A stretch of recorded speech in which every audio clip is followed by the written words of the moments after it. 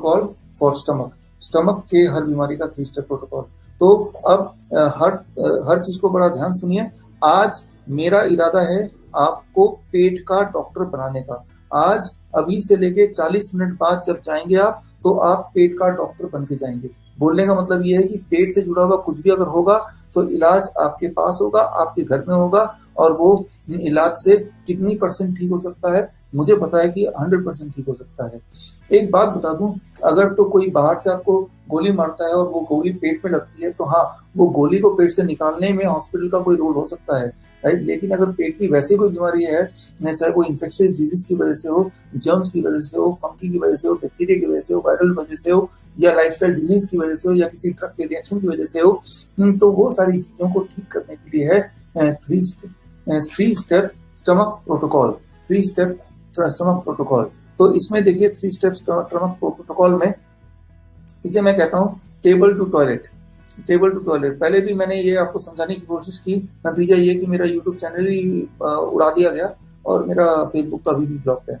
तो खैर अब लाइव में समझाने की कोशिश करता हूँ कि आपके अंदर कितनी बीमारियां हैं, वो डिपेंड करता है कितनी बीमारियां होंगी या रहेंगी कि आपका टेबल से लेके स्टमक के बीच में या टेबल से लेके टॉयलेट के बीच में डिस्टेंस कितना है, कितना टाइम लगेगा आपके खाना खाने के बाद और टॉयलेट जाने के बीच में, राइट, जितना टाइम लगेगा उतनी सारी बीमारियां हैं। कौन कौन सी बीमारियां हैं, नाम आप पढ़ ही पा रहे हैं, ये तो सारे फैमिलियर नेम है। कैंसर है, पाइल्स है, कॉन्स्टिपेशन है, अल्सर है, इरिटेबल बाउल सिंड्रोम है, कोलाइटिस है, माइग्रेन है। माइग्रेन भी जो है ना वो पेट की बीमारी से जुड़ा हुआ है, मैं आगे चल के आपको एक्सप्लेन करूंगा कैसे, राइट। सो ये डर्माटाइटिस है, स्किन की बीमारी जो है वो भी पेट से जुड़ा हुआ है। मैं आपको एक्सप्लेन करूंगा आज की कैसे, ना केवल मैं एक्सप्लेन करूंगा, मैं आपको ये भी बताऊंगा कि कैसे करना है इनको। मैं आपको सोल्यूशन दूंगा, एक ऐसा सोल्यूशन जिसके बाद आप स्टमक पेट का डॉक्टर बन जाएंगे, पेट के एडवांस बीमारी को ठीक कर पाएंगे, 10 साल पुरानी बीमारी को, 20 साल पुरानी बीमारी को, अल्सर को, इनमें जो जो चीजें मैंने लिखी हैं ये सारी ठीक कर पाएंगे आज से, अभी से लेके 40 मिनट के बाद तक। उसके लिए बस मैं ये स्लाइड आप देखते जाइए, बड़ा ही सिंपल तरीका है। भगवान ने एक ऑर्गन पेट ऐसा बनाया है जो सारे ऑर्गन से सबसे तेजी से ठीक होता है। एक सिंपल बात याद रखिए, मैं किस तरह से ये प्रिडिक्ट करता हूँ कि आप कितने दिन में ठीक होंगे, वो पेशेंट जो पर्सनली मुझसे जो एडवाइस देते हैं, याद रखिए जो बॉडी का ऑर्गन पेट के जितना दूर है वो वाला ऑर्गन उतना ज्यादा समय लगाता है ठीक होने में। फॉर एग्जाम्पल स्किन जो कि बहुत ही दूर है पेट से, तो उसको लगते हैं कई महीने, 9 महीने, 12 महीने, राइट। फॉर एग्जाम्पल पेनक्रियास जो कि बिल्कुल पेट के पास ही है, बहुत दूर नहीं है, तो उसको लगता है ठीक होने में 3 दिन, 5, 7 दिन, 10 दिन, 12 दिन, बस इतना ही। हार्ट जो कि पेट के बहुत दूर नहीं है, उसको भी ज्यादा दिन नहीं, 1 महीना ऐसा लगता है। तो जितना दूर वो ऑर्गन है उसको, ब्रेन काफी दूर है, तो ब्रेन से जुड़े हुए बीमारियों को ठीक करने के लिए थोड़ा 1 साल के करीब लग जाएगा। जैसे अल्जाइमर है, डिप्रेशन है, इसमें टाइम लग जाता है। तो कौन सा ऑर्गन कितना टाइम में ठीक होता है वो डिपेंड करता है कि वो सारे बॉडी के ऑर्गन आपके स्टमक सेंट्रल कैरेक्टर है, आपके पूरे बॉडी का जो सेंट्रल की है वो आपका पेट है।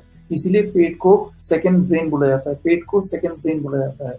बहुत सारे बॉडी के केमिकल एक्टिविटीज होती हैं जिसमें ब्रेन कमांड नहीं देता है, कमांड देता है स्टमक। स्टमक के अंदर एक और ब्रेन है जिसे कहते हैं सेकंड ब्रेन। क्या आप देखना चाहेंगे वो सेकंड ब्रेन दिखता कैसे है? चलिए अगले स्लाइड पे ये सेकंड ब्रेन दिखता कैसे है देखिए। आपके इंटेस्टाइन में, आपके पूरे इंटेस्टाइन में जो बैक्टीरिया है वो सारे बैक्टीरिया लेके अगर मैं तौलूं तो लगभग 1.4 kg ऑन एवरेज होगा, राइट, 1.4 kg।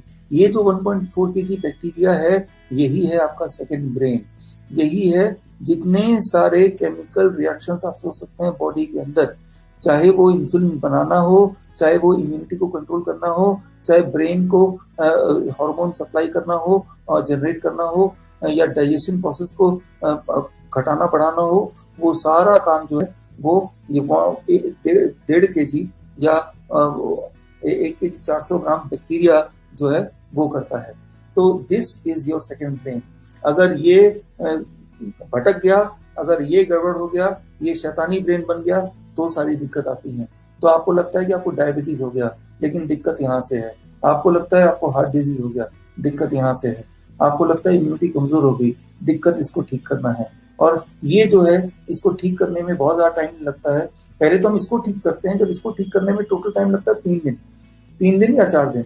लेकिन ये ठीक होने के बाद फिर ये बैक्टीरिया मिलकर बॉडी को ठीक करती है, उसमें लगता है टाइम। अगर वो बॉडी में स्किन में जाके गड़बड़ हुई है तो उसको ठीक करने में फिर जैसे मैंने बताया 9 महीना इतना लगेगा। तो दैट इज हाउ। तो कुल मिलाकर हमें इस चीज को ठीक करना है। अच्छा, इस चीज को कैसे ठीक करना है, अब इस पे आते हैं। इसके लिए आपको एक बॉडी का प्रिंसिपल, एक स्टमक का प्रिंसिपल समझ लेना है। बस वो प्रिंसिपल समझ लिया तो मेरा काम 50% तो अभी हो गया। तो चलते हैं उस प्रिंसिपल को समझने के लिए। एक बात समझ लीजिए कि आपका जो बॉडी है, खासतौर पे आपका जो स्टमक है, वो एक फनल नहीं है। फनल क्या होता है, जो पेट्रोल डीजल का फनल होता है, जैसे आप देख रहे हैं कि जितना आप ऊपर से डालेंगे उतना ही निकलेगा। ऊपर से जितना डाला उतना ही निकला। अगर 1 लीटर डालेंगे तो 1 लीटर ही निकलेगा। लेकिन आपका जो स्टमक है वो ऐसा नहीं है। आपकी बॉडी एक फनल नहीं है। इसमें मैं एग्जाम्पल देना चाह रहा हूँ, मैं क्या बोलना चाह रहा हूँ, मैं सिंपल एग्जाम्पल लेता हूँ डायबिटीज पेशेंट का। मान लो डायबिटीज पेशेंट है, वो आम खाता है, मीठे आम, खूब सारे मीठे आम खाता है। तो उसका जब वो आम पहले पेट में जाएगा, इधर जाएगा, तो उतना उतना ही शुगर बॉडी में नहीं जाएगा, सारे शुगर बॉडी में नहीं जाएगा।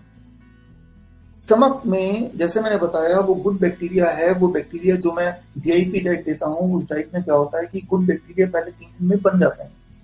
गुड बैक्टीरिया जो बनने के बाद वो 1.4 kg बैक्टीरिया, वो ठीक होने के बाद अब वो क्या करता है, जब आप कोई आम खाएगा तो उसमें जो शुगर है उस शुगर को वो स्टमक डिस्ट्रीब्यूट करता है। कुछ को लिवर में भेज देता है, कुछ को स्टमक में रोक लेता है, कुछ को कोलोन से डाल देता है, और कुछ को धीरे धीरे धीरे धीरे धीरे धीरे धीरे धीरे उसको बॉडी के अंदर ब्लड में उसको ट्रांसपोर्ट करता है। ग्लूकोज के को ब्लड में ट्रांसपोर्ट करता है, वो भी वेरी वेरी स्लोली। इसीलिए मैं जब बोलता हूँ कि खाली पेट जब आप आम खाएंगे, चीकू खाएंगे, अंगूर खाएंगे, केला खाएंगे, भरपेट खाएंगे, 1 किलो खाएंगे, 2 किलो खाएंगे, और आप डायबिटीज पेशेंट भी हैं, तब भी आपका ब्लड शुगर जैसे एक्सपेक्टेडली खूब ज्यादा बढ़ जाएगा ऐसा नहीं होगा, बल्कि ब्लड शुगर बहुत कंट्रोल में रहेगा। तो वो कब होता है, वो पहले दिन, दूसरे दिन, तीसरे दिन तक होने लगता है, क्योंकि वो बैक्टीरिया का कमाल होता है।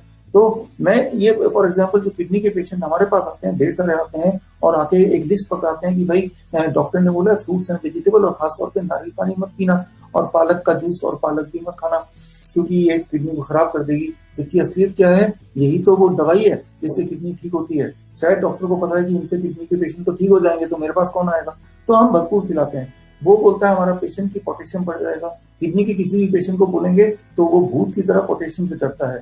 मैं किडनी के हर पेशेंट के पोटेशियम लेवल को लगातार चेक करता हूँ, और मैं आपको बता सकता हूँ मेरे जीवन में, जबकि 12 साल से प्रैक्टिस में हूँ, किसी का पोटेशियम बढ़ गया हो नारियल पानी पी के, या पालक का जूस पी के, या पालक खा के, या वेजिटेबल खा के, या फ्रूट्स जिसमें ढेर सारा पोटेशियम होता है उसको खा के बढ़ गया हो, ऐसा अभी तक मैंने नहीं देखा।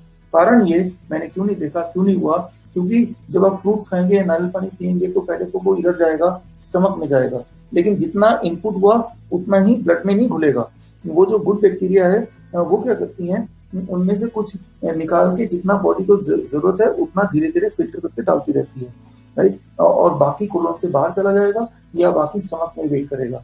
तो ये खास एक बात है बॉडी का, जिसकी वजह से हम कितना भी पोटेशियम खा लें in the form of fruits, in the form of vegetable, in the form of coconut water, kidney के पेशेंट का पोटेशियम लेवल बढ़ेगा ही नहीं, और कभी नहीं बढ़ेगा। बल्कि जब आप इस तरह के फल और सब्जी खाते हैं कच्चे फॉर्म में, तो किडनी के ऊपर बर्डन कम होता है, किडनी को क्योर करने का समय मिलता है। और ऐसे पेशेंट जो डायलिसिस वाले पेशेंट हैं, मैं अपनी बात करता हूँ, तो 6 से 9 महीने में उनकी डायलिसिस रिवर्स हो जाती है, यानी कि डायलिसिस की आवश्यकता कम हो जाती है और बंद हो जाती है फाइनली। सिमिलरली इंसुलिन के केस में भी ऐसा होता है, इंसुलिन की जरूरत बंद हो जाती है। तो पहला सीख मैं आपको बोलना चाह रहा हूँ कि it is not input equal to output. जितना खाया सब कुछ ब्लड में घुलेगा, ऐसा नहीं है। तो अब एक इंपॉर्टेंट सवाल आपके दिमाग में आएगा, ऐसा नहीं है तो जो ब्लड शुगर के पेशेंट हैं उनका शुगर क्यों बढ़ जाता है, उनका शुगर क्यों नहीं, और ब्लड प्रेशर क्यों बढ़ जाता है, किडनी में क्रिएटिनिन क्यों बढ़ जाता है, उन्हें डायलिसिस में जाने की जरूरत क्यों पड़ती है। इस तरह के आपके सवाल हैं। इस सवाल का जवाब मेरा अगला स्लाइड होगा। ये जो स्लाइड मैं दिखा रहा हूँ ये बहुत ही महत्वपूर्ण स्लाइड है। इस स्लाइड में सारी क्लैरिटी आ जाएगी। आपके जो आंखों जितने भी आपके बल्ब है दिमाग के, वो सारे खुल जाएंगे। तो अगले स्लाइड पे आप प्लीज ध्यान दीजिए, क्योंकि वही है चाबी हमारे हेल्थ के दरवाजे की। तो आते हैं अगले स्लाइड पे। ये समझ लीजिए, ये बहुत ही इंपॉर्टेंट टास्क है मेरे लिए आपको ठीक से समझाना। आपको यहाँ पे देखना है, एक इंपॉर्टेंट बात आप समझिए, जितनी सारी चीजें मैंने आपको अभी तक बताई हैं कि आपका स्टमक का बिहेवियर कैसा होता है, कि स्टमक फनल नहीं होता है और गुड बैक्टीरिया होते हैं, ये सारा तब होता है, ये सारा तब होता है जब आप फूड खाते हैं। फूड, खाना, जब आप खाना खाते हैं, खाना। अब खाने का डेफिनेशन क्या है वो मैं थोड़ी देर में बताऊंगा, 5 मिनट बाद। जब खाना खाते हैं, जब आप फूड खाते हैं तो फूड वो होता है, फूड की डेफिनेशन क्या है, what is the definition of food? वो चीज जो डाइजेस्ट हो, हजम हो, उसे कहते हैं फूड। जो 100% हजम हो। ये मेरा जो अगला 2 मिनट है, ये सबसे इंपॉर्टेंट मोमेंट है इस पूरे 1 घंटे का, 40 मिनट्स का, तो प्लीज इसको ध्यान समझिएगा। फूड का डेफिनेशन ये है, फूड उसे कहते हैं जो डाइजेस्ट होता है, जो हजम होता है 100%। ड्रग उसे कहते हैं जो 100% एब्जॉर्ब होता है, absorb. Food 100% digested and 0% absorption, right? And drug 100% absorption and 0% digested, right? Absorb होना और डाइजेस्ट होने में फर्क क्या है, बस इतना समझना है। डाइजेस्ट होना मतलब हजम होना।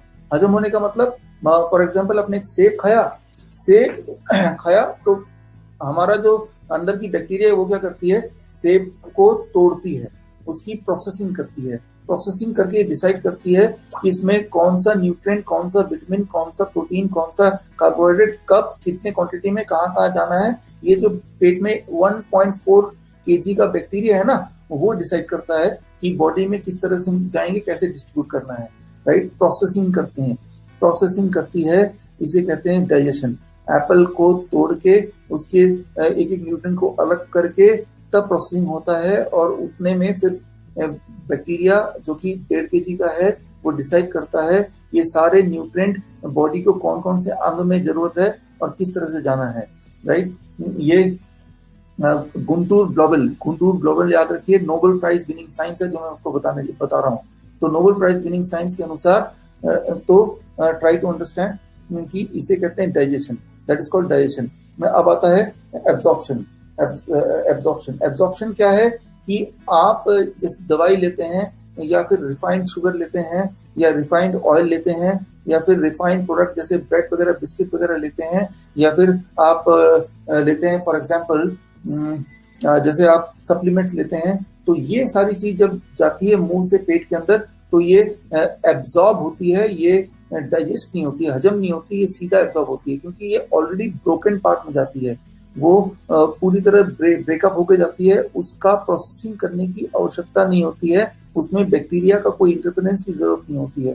तो जैसे ही आप वो लेंगे वो सीधा ब्लड में घुसेगा और उसमें वो बैक्टीरिया जो है ना 1.5 kg बैक्टीरिया उसकी बात नहीं मानेगा, राइट? तो मैं ये बोलना चाह रहा हूँ कि आपका बैक्टीरिया इंपॉर्टेंट रोल तभी प्ले कर सकता है जब आप वो चीज मुंह के अंदर डालें जो डाइजेस्टेबल हो। The thing which is digestible, वही चीज में बैक्टीरिया इन्फ्लुएंस कर सकता है।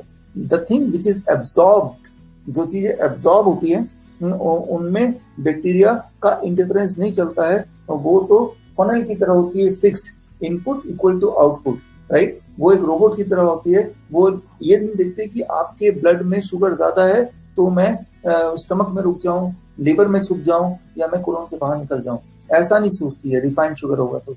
लेकिन आम के अंदर जो शुगर है वो भी काफी मीठा है, लेकिन आम के अंदर शुगर जो है वो शुगर को बैक्टीरिया, वो जो 1.4 kg बैक्टीरिया ना, वो रोक लेगा, वो उसको रीडिस्ट्रीब्यूट करेगा, वो उसको सही डायरेक्शन देगा, वो उसकी सही स्पीड देगा। तो ये फर्क है। तो डाइजेशन एंड एब्जॉर्प्शन के बीच में जो फर्क है, ये फर्क को आपको समझना होगा, and that is the most important thing. तो मैं ये बोलना चाह रहा हूँ, जो दवाइयां होती हैं, ड्रग्स होती हैं, वो 100% एब्जॉर्ब होती हैं, या जो सप्लीमेंट होती हैं वो 100%, जैसे बॉर्नविटा है, हॉर्लिक्स है, बच्चों के जो न्यूट्रिशनल पाउडर हैं, तो ये सारे ड्रग्स के कैटेगरी में आएगा। ये एक्चुअली आप ड्रग दे रहे हैं, ड्रग, राइट? ड्रग को पॉइजन भी बोलते हैं, और वो क्योंकि एब्जॉर्ब हो रही है। और जो आप कच्चा खाते हैं, सेब खाते हैं, संतरा खाते हैं, मूली खाते हैं, गाजर खाते हैं, टमाटर खाते हैं, नारियल पानी पीते हैं, तो वो 100% डाइजेस्ट होती है। इसके बीच में होता है रिफाइंड फूड, जैसे बिस्किट है, ब्रेड है, जो ना तो पूरी तरह दवा की तरह काम करती है, ना पूरी तरह वो खाने की तरह काम करती है, वो पार्शली एब्जॉर्ब होती है, पार्शली डाइजेस्ट होती है।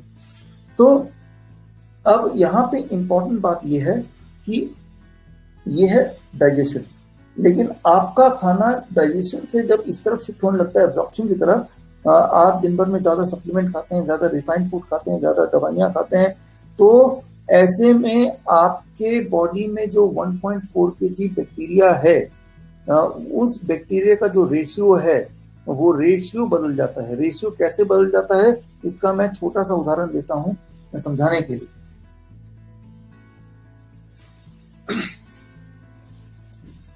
अब देखिए, ये जो आप देख रहे हैं टाइगर, ये टाइगर बना है बहुत सारे हिस्सों से, राइट। बहुत छोटे टुकड़े हैं और टुकड़े का साइज से बना है, तो टाइगर बना है। ये एक एक साइज है, राइट। ये साइज अगर छोटा बड़ा हो जाए तो ये टाइगर नहीं बनेगा, कुछ और बन जाएगा, राइट। ये फिट होगा तभी ये टाइगर का रूप आपको समझ आएगा, राइट। ये फिट, क्योंकि ये जो रेशियो है, इसके साइज क्या होगा, इसका शेप क्या होगा, वो बिल्कुल फिक्स्ड है। इसका साइज, इसका शेप, सब कुछ अगर इस खाने के हिसाब से होगा तो जाके फिट हो गया, तभी जाके इसमें एक तस्वीर नजर आ रही है, जो कि तस्वीर टाइगर की है।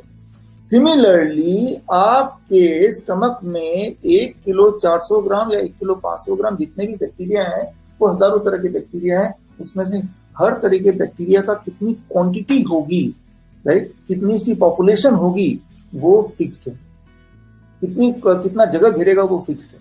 उससे ज्यादा जगह घेरेगा तो भी वो गड़बड़ करेगा, उससे कम जगह घेरेगा तो भी गड़बड़ करेगा। उसकी पॉपुलेशन ज्यादा कर देंगे तो भी वो गड़बड़ करेगा, उसकी पॉपुलेशन कम कर देंगे तो भी गड़बड़ करेगा।